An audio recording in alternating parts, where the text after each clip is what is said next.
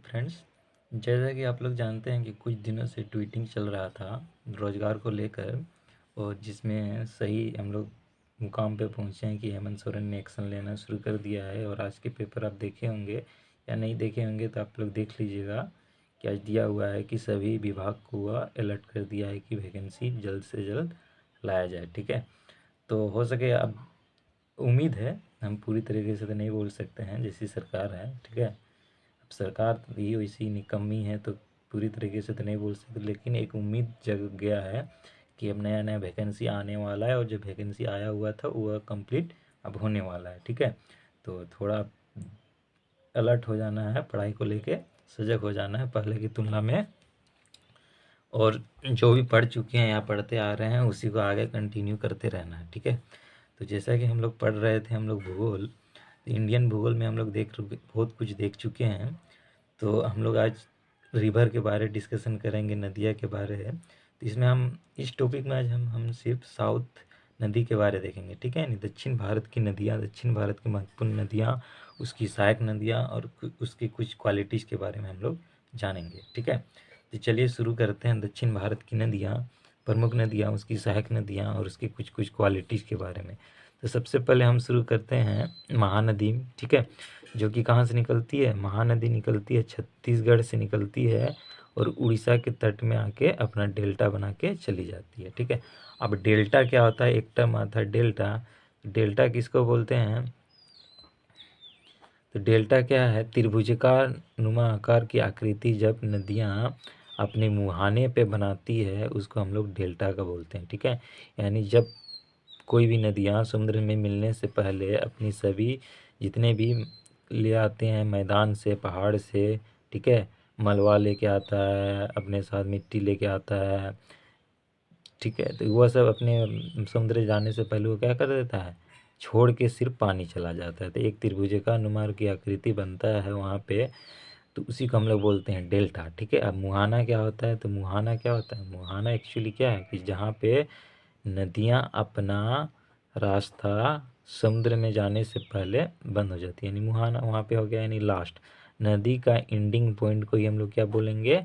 मुहाना बोलेंगे। ठीक है, तो डेल्टा और मुहाना समझ में आ गया। डेल्टा क्या होता है? त्रिभुजाकार आकृति की होती है जो नदी समुद्र में घुसने से पहले निर्माण करती है। ठीक है, मुहाना उसी को बोलते हैं समुद्र में घुसने से पहले सबसे लास्ट में जब एंडिंग पॉइंट को ही हम लोग बोलते हैं मुहाना। ठीक है, तो यानी मुहाने में डेल्टा का निर्माण होता है। तो हम लोग सबसे पहले देखें क्या? महानदी। महानदी के बारे में हम लोग डिस्कशन कर रहे हैं। महानदी जो कि कहाँ से निकलती है? छत्तीसगढ़ से निकलती है, याद रखेंगे कहाँ से निकलती है? छत्तीसगढ़ से निकलती है। और किस जगह से निकलती है ये भी हम लोग जान लेते हैं। तो छत्तीसगढ़ के दंडकारण्य पठार से निकलती है। ठीक है, क्या नाम है हम लोग का? दंडकारण्य पठार। दंडकारण्य पठार है। दंडकारण्य पठार से छत्तीसगढ़ से निकलती है महानदी, और उड़ीसा में जाके अपना मुहाना डेल्टा का निर्माण करके बंगाल की खाड़ी में मिल जाती है। ठीक है, अब महानदी की कुछ क्वालिटीज़ के बारे में हम लोग जान लेते हैं। तो एक पहले जानेंगे कि इसका उद्गम स्रोत कहाँ है? छत्तीसगढ़ में है, दंडकारण्य पठार से है। इसका मुहाना कहाँ पे है? तो उड़ीसा में है। ठीक है, होगी। चलिए अब हम लोग इसके बारे में जानते हैं। क्या महानदी की सहायक नदी के बारे में हम लोग देख लेते हैं। तो महानदी की सहायक नदी कौन कौन सी है? महानदी की सहायक नदी हम लोग का तेल और जोंक। ठीक है, तेल है और एक क्या है? एक जोंक है। ठीक है, इसके अलावा बहुत ढेर सारा सहायक नदियाँ हैं, लेकिन वो एग्ज़ाम में उतना नहीं पूछा जाता है। तेल और जोंक याद रखेंगे, महानदी की दो प्रमुख सहायक नदियाँ हैं। ठीक है, अब महानदी क्यों क्यों फेमस है वो जान लेते हैं। तो महानदी में क्या है? महानदी इसलिए भी फेमस है क्योंकि इसमें क्या बनाया गया है? सबसे लंबी बांध है। सबसे लंबी बांध बनाया गया है। कौन सी बांध है? तो बांध वाले चैप्टर में हम लोग देखे हैं कि सबसे लंबी बांध क्या है? हीराकुंड का बांध। ठीक है, तो हीराकुंड का बांध यहीं पे उड़ीसा में बनाया गया है। भारत की सबसे लंबी बांध है, तो महानदी पे नदी पे बनता है। इसकी सहायक नदियाँ होंगी तेल और जोंक हो गई। ठीक है, चलिए तो हम लोग एक बार फिर से रिवीजन कर लेते हैं। महानदी छत्तीसगढ़ के दंडकारण्य पठार से निकल के उड़ीसा में मुहाना बना के डेल्टा का निर्माण करके बंगाल की खाड़ी में गिर जाती है। इसकी सहायक नदियाँ हैं तेल और जंग, और ये महानदी पर हीराकुंड बांध बना हुआ है जो कि सबसे लंबी बांध परियोजना है भारत की। चलिए नेक्स्ट नदी के बारे में हम लोग डिस्कशन कर लेते हैं। तो ये गुजरात हो गया। गुजरात के जस्ट नीचे में क्या है, महाराष्ट्र है। महाराष्ट्र में एक जगह का नाम है नासिक, ठीक है। तो नासिक से एक नदियाँ निकलती है और आंध्र प्रदेश के बॉर्डर में जाके अपना मुहाना करके डेल्टा का निर्माण करके बंगाल की खाड़ी में गिर जाती है, ठीक है। तो इस जगह के क्या नाम है, नासिक। तो नासिक के त्र्यंबकम पठार से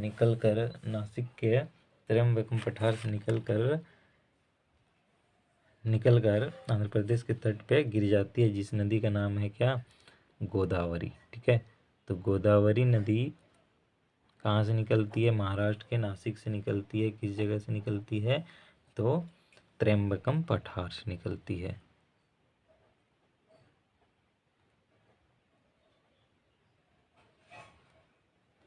त्र्यंबकम, ठीक है, इतना हम लोग याद रख लिए, त्र्यंबकम से निकलती है, ठीक।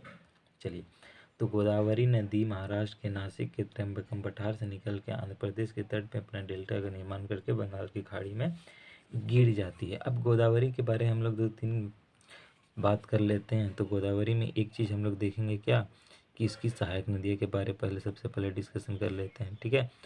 तो गोदावरी नदियाँ की सहायक नदियाँ कौन कौन सी है, तो गोदावरी नदी की सहायक नदियाँ हैं बेनगंगा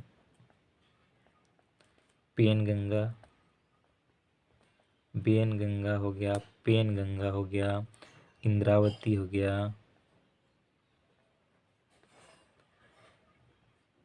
प्राणहिता हो गया और मंजीरा, ठीक है। इतना कम से कम याद कर लेंगे, जो कि एग्जाम में अक्सर पूछ लिया जाता है कि प्राणहिता किसकी सहायक नदी है, या मंजीरा किसका सहायक नदी है, या बेनगंगा या पेनगंगा, बहुत बार पूछ चुका है। तो बेनगंगा, पेनगंगा, इंद्रावती, प्राणहिता और मंजीरा को याद कर लेंगे, ठीक है। एक बार फिर से रिवीजन कर लेते हैं। बेनगंगा, पेनगंगा, इंद्रावती, प्राणहिता और मंजीरा क्या है, गोदावरी नदी की सहायक नदियाँ है। चलिए, ठीक है। अब गोदावरी नदी की हम लोग जान गए, उद्गम स्रोत जान गए, महाराष्ट्र के नासिक के त्र्यंबकम पठार से निकलती है, उसकी सहायक नदियों के बारे में हम लोग डिस्कशन कर लिए हैं। अब गोदावरी नदी के बारे में और 2-3 फैक्ट जान लेते हैं कि गोदावरी नदी में क्या है, गोदावरी नदी दक्षिण की गंगा है। किसकी गंगा है, इसको दक्षिण की गंगा बोला जाता है, या दक्षिण भारत की सबसे बड़ी नदी भी इसको बोलते हैं, ठीक है। तो दक्षिण की गंगा एक पॉइंट हो गया, इसको किस नाम से जाना जाता है, और दक्षिण की गंगा के नाम से जाना जाता है। दूसरा किस नाम से जाना जाता है, तो बूढ़ी गंगा के नाम से जाना जाता है, ठीक है। बूढ़ी गंगा या वृद्ध गंगा कुछ भी आए, दोनों एक ही बात है, ठीक है। बूढ़ी गंगा के नाम से जाना जाता है। तीसरा फैक्ट क्या है, यह दक्षिण भारत की सबसे बड़ी नदी है, सबसे बड़ी नदी हो गया, ठीक है। कहाँ की, दक्षिण भारत की सबसे बड़ी नदी होगी, ठीक। तो 2-3 फैक्ट हम लोग जान लिए कि गोदावरी नदी दक्षिण की गंगा है, बूढ़ी गंगा है, सबसे बड़ी नदी है, ठीक है। नासिक शहर भी किसमें बसा हुआ है, गोदावरी नदी के किनारे में बसा हुआ है। तो शहर के बारे में अगर पूछ दें कि नासिक कौन सी नदी के किनारे है, तो गोदावरी नदी के कारण है। कहाँ से निकलती है, त्र्यंबकम पठार से निकलती है, ठीक है। सहायक नदियाँ कौन कौन से है, बेनगंगा, पेनगंगा, इंद्रावती, प्राणहिता और मंजीरा, ठीक है। इसके अलावा दक्षिण की गंगा है, बूढ़ी गंगा और सबसे बड़ी दक्षिण भारत की नदी है। चलिए आगे हम लोग डिस्कशन कर लेते हैं। महाराष्ट्र से ही एक नदी निकलती है, ठीक है।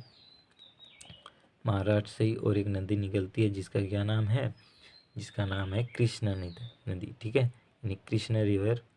तो कृष्णा नदी महाराष्ट्र से ही निकलती है, महाबलेश्वर की चोटी से निकलती है, और आंध्र प्रदेश के तट पे जाके ये भी मिल जाती है, ठीक है।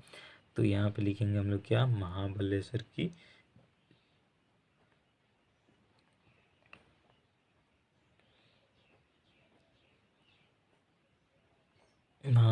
की चोटी से निकलती है कृष्णा नदी, ठीक है, जान गए हम लोग। तो चलिए अब डिस्कशन कर लेते हैं कि कृष्णा नदी कहाँ से निकलती है। महाराष्ट्र से निकलती है, महाबलेश्वर की चोटी से निकलती है, और आंध्र प्रदेश और तमिलनाडु के बॉर्डर के आसपास ही अपना डेल्टा का निर्माण करके बंगाल की खाड़ी में गिर जाती है, ठीक है। चलिए अब हम लोग डिस्कशन कर लेते हैं कृष्णा नदी का उद्गम स्रोत जान के, ठीक। अब इसके हम सहायक नदी के बारे में डिस्कशन कर लेते हैं। तो कृष्णा नदी की सहायक नदियाँ कौन कौन सी है, तो कृष्णा के नाम पे ही रिलेटेड है सारा इसका सहायक नदी, तो इसको याद करना बहुत ही इजी हो जाता है, क्योंकि कृष्णा क्या करते थे, दूध पीते थे। तो इससे एक स्टार्ट होता है हम लोग का क्या, दूध गंगा। अक्सर वह नदी के घाटों में बैठ के बांसुरी बजाते थे, तो हो गए घाट प्रवाह। ठीक है, घाट प्रवाह हो गया, दूध गंगा हो गया, घाट प्रवाह हो गया। ठीक है, तुंगभद्रा एक नदी है, तुंग और भद्रा अलग अलग नदी है, दोनों नदी के जब मिल जाता है तो क्या बनता है, तुंगभद्रा। ठीक है, तो तुंगभद्रा नदी भी इसकी इसी का सहायक नदी है। तो तुंग और भद्रा अलग अलग नदी है, लेकिन दोनों मिल जाता है तो बन जाता है तुंगभद्रा। तुंगभद्रा भी इसी का सहायक नदी है। एक दूध गंगा हो गया, घाट प्रवाह हो गया, तुंगभद्रा हो गया, माल प्रवाह हो गया, माल प्रवाह। ठीक है, तो ये अक्सर पूछ लिया जाता है कौन किसकी सहायक नदी है। और जानना है तो घाट प्रवाह, माल प्रवाह, तुंगभद्रा हो गया। और एक जान लीजिए कोयना। ठीक, कोयना,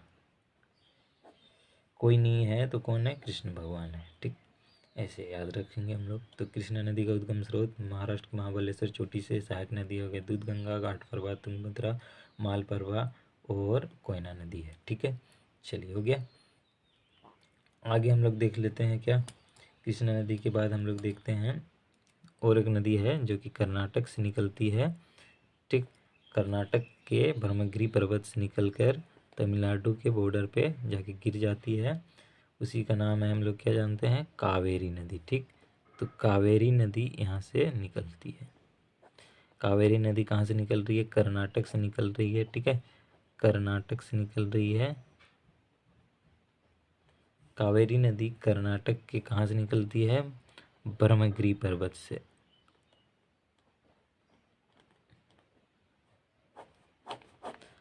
कर्नाटक नदी ब्रह्मगिरी पर्वत से निकल रही है, कर्नाटक से। ठीक है, तमिलनाडु के बॉर्डर पे आसपास में जाके अपना डेल्टा बनाती है और बंगाल की खाड़ी में गिर जाती है। इधर दक्षिण भारत की जितनी भी नदियां हैं अक्सर कहाँ गिर जाती है, बंगाल की खाड़ी में गिर जाती है और अपने किनारे मुहाने पर किसका निर्माण करती है, डेल्टा का निर्माण करती है। और सबसे बड़ी डेल्टा का निर्माण कौन करती है, गंगा नदी करती है। ठीक है, जो उत्तर भारत की नदियाँ हैं, दक्षिण भारत की नदियाँ नहीं हैं। ठीक है, जो हम लोग देख चुके हैं, सुंदरबन का डेल्टा का निर्माण करती है गंगा नदी और ब्रह्मपुत्र नदी के संगम पे बनता है। ठीक है, चलिए, तो हम लोग अभी दक्षिण भारत की नदियों के बारे में बात कर रहे हैं। तो कावेरी नदी हम लोग देखो उद्गम स्रोत कर्नाटक के ब्रह्मगिरी पर्वत से निकलती है। चलिए, अब हम लोग जान लेते हैं कावेरी नदी की सहायक नदियाँ के बारे में डिस्कशन कर लेते हैं। कावेरी नदी, कावेरी नदी की सहायक नदियाँ कौन कौन सी है, तो कावेरी क्या है, कावेरी नाम का एक मेहंदी भी आता है। तो अक्सर ये मेहंदी कब लगाते हैं, लड़की लोग लगाते हैं। तो कावेरी नदी की जितनी भी सहायक नदियाँ हैं अधिकतर क्या हैं, लड़कियों के नाम पे हैं। ठीक है, जैसे अर्कावती, भवानी, सभी सभी किसके नाम होते हैं, लड़की के नाम होते हैं। जैसे भवानी हो गया, अर्कावती हो गया, हेमावती हो गया, हेमावती, अर्कावती, अर्कावती, हेमावती, भवानी। ठीक है, ये सब सब क्या हैं, उसकी सहायक नदियां हैं। और है कामिनी। तो अधिकतर लड़की के नाम जो देखने मिले वो किस में लगाएंगे, कावेरी नदी की सहायक नदी पे टिक लगा के आ जाएंगे। ठीक है, यानी अधिकतर जितने भी लड़कियां के नाम है वो किस नदी की सहायक नदियां हैं, कावेरी नदी की सहायक नदियां हैं। ठीक है, अब कावेरी नदी को दो तीन फैक्ट जान लेते हैं। कावेरी नदी क्या है, यह दक्षिण भारत की गंगा किसे बोलते हैं। ठीक है, वह था दक्षिण की गंगा गोदावरी नदी, और यह है दक्षिण भारत की गंगा। ठीक है, ये बहुत ही शुद्ध माना जाता है, दक्षिण भारत के लोगों द्वारा गंगा के रूप में मान्यता प्राप्त है कावेरी नदी को। तो दक्षिण भारत की गंगा कौन है, कावेरी नदी। ठीक है, ठीक, तो समझ में आ गए। महानदी गोदावरी, कृष्णा और कावेरी नदी के बारे हम लोग जान लिए।